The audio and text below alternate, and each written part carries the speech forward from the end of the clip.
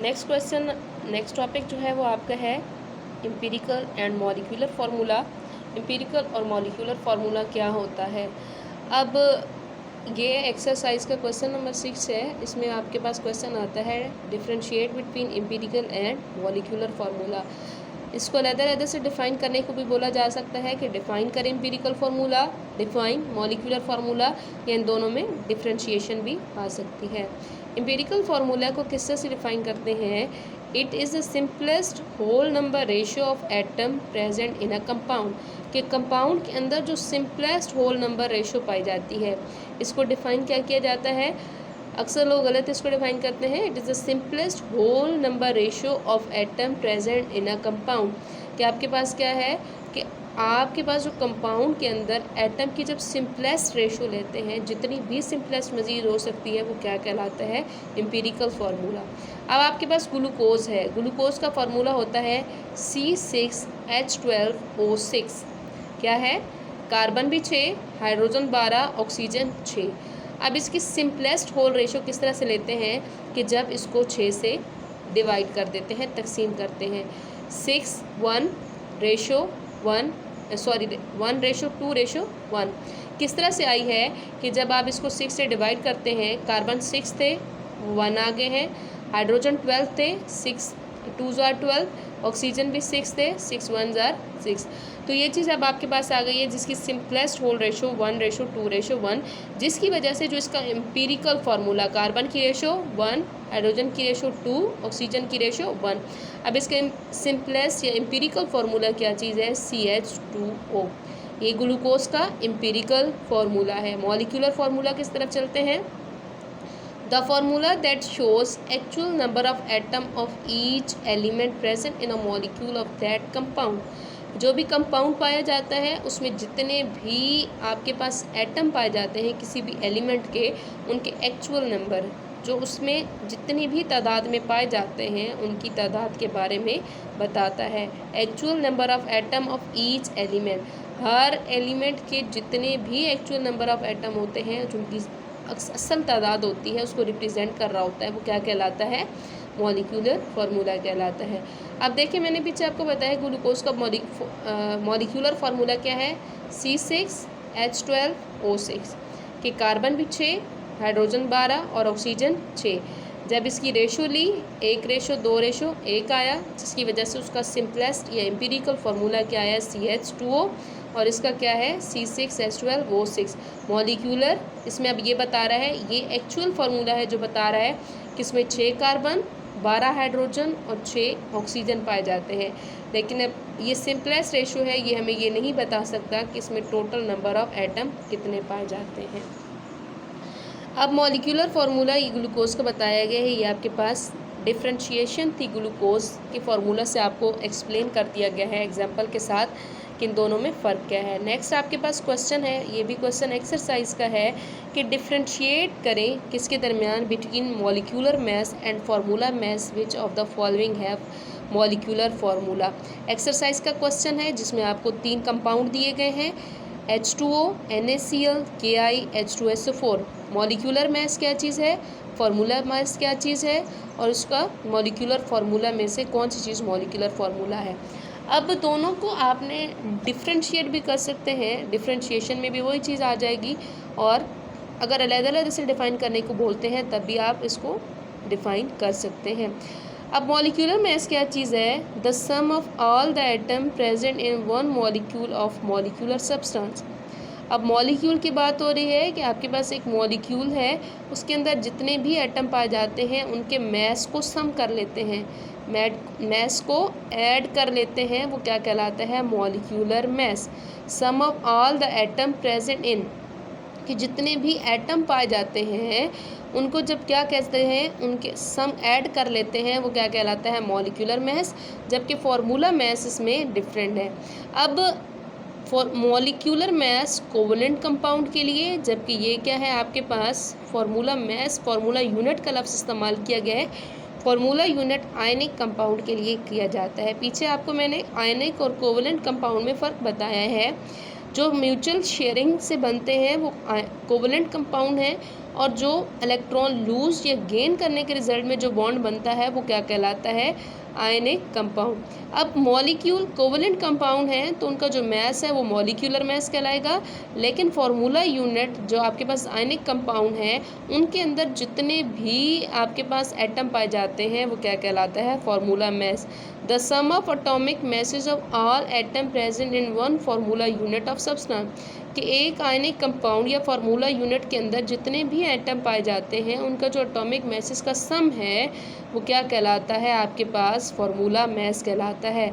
The sum of atomic masses of all the atom present in one molecule of molecular substance, क्या चीज़ है, sum of atomic masses of all atom, जितने भी atom molecular substance के अंदर पाए जाते हैं वो मॉलिक्यूलर मैस कहलाता है, जबकि आपके पास आयनिक कंपाउंड या फार्मूला यूनिट के अंदर जितने भी एटम पाए जाते हैं वो क्या कहलाता है, फार्मूला मैस।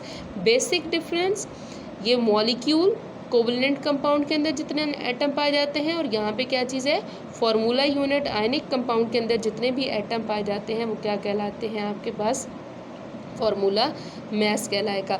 एग्जाम्पल दी गई है आपके पास, एग्जाम्पल क्या चीज़ है, molecular mass of water. Water एक मॉलिक्यूल है, वाटर क्या चीज़ है आपके पास, मॉलिक्यूल है, और इसका जो आपके पास मैस है वो कितना है, 18 AMU। 18 AMU क्या चीज़ है आपके पास, इसका मैस क्या है, 18 AMU, क्योंकि हाइड्रोजन आपके पास इसका मैस कितना होता है, 1, 2 एटम है तो 2 हो जाएंगे। ऑक्सीजन का कितना होता है, 16, 16 + 2 18, 18 AMU। जबकि आप formula mass of sodium chloride, sodium chloride, sodium और क्लोरीन दो आपके पास आयन है। अब सोडियम आपके पास क्या चीज़ है, सोडियम का एटॉमिक मैस होता है 23, और आपके पास क्लोरीन का कितना होता है 35.5। इन दोनों को ऐड करते हैं तो कितना बनता है 58.5। अब इनमें से बोला गया था कि आपके पास बताएं कि मॉलिक्यूलर फार्मूला किस किस का है।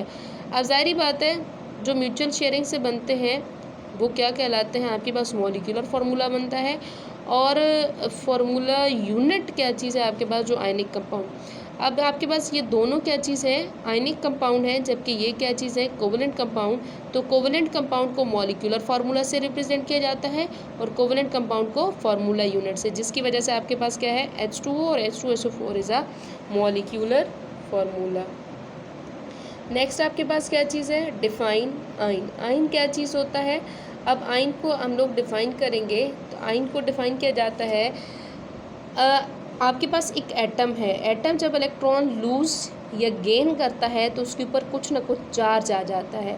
आयन इज़ एन एटम और group of atom having a charge on it. जब एक ऐसा एटम या ग्रुप ऑफ एटम जिसके ऊपर कुछ ना कुछ चार्ज आ जाता है वो क्या कहलाता है, आयन कहलाता है। For example chloride ion, sodium ion. Chlorine वैसे बोलते हैं, लेकिन जब ये इलेक्ट्रॉन लूज कर देता है इसके ऊपर नेगेटिव चार्ज आता है, इसको क्या बोलते हैं, क्लोराइड आयन बोलते हैं। उसी तरह से सोडियम है, सोडियम के आउटर मोस्ट शेल में 1 इलेक्ट्रॉन होते हैं, ये लूज कर देते हैं, उसके ऊपर पॉजिटिव चार्ज आ जाता है, जिसकी वजह से इसको क्या बोलते हैं, सोडियम आयन बोलते हैं। आप सोडियम नहीं बोलेंगे, सोडियम आयन बोलेंगे, क्योंकि आपके पास इसके ऊपर कुछ ना कुछ चार्ज है। अब आपके पास इन दोनों में फ़र्क है, एक के ऊपर नेगेटिव चार्ज है और एक के ऊपर पॉजिटिव चार्ज है। इसी चार्ज की वजह से इनको नाम भी डिफरेंट दिए जाते हैं। इसकी कैटेगरी है आयन की। आयन को 2 कैटेगराइज में डिवाइड किया जाता है, एक क्या होता है कैटाइन और दूसरा क्या है एनाइन। कैटाइन और एनाइन 2 कैटेगरीज हैं। उसमें सबसे पहले इसमें कहते हैं कि डिफ़ाइन करें कैटाइन और एनाइन को। कैटाइन क्या चीज़ है और एनाइन क्या चीज़ है। कैटाइन एटम और group of atom having positive charge on it. आपके पास क्या चीज़ है कि ऐसा एटम या ग्रुप ऑफ एटम जिसके ऊपर पॉजिटिव चार्ज होता है, जिसके ऊपर पॉजिटिव चार्ज होता है वो क्या कहलाता है, कैटाइन कहलाता है। पॉजिटिव चार्ज वाला कैटाइन कहलाता है। और ये बनता कैसे है, आप देखें, cation are formed when an atom lose electron their outermost shell. जब आउटर मोस्ट शेल में से इलेक्ट्रॉन लूज कर देते हैं तो वो क्या चीज़ बन जाती है, आपके पास कैटाइन।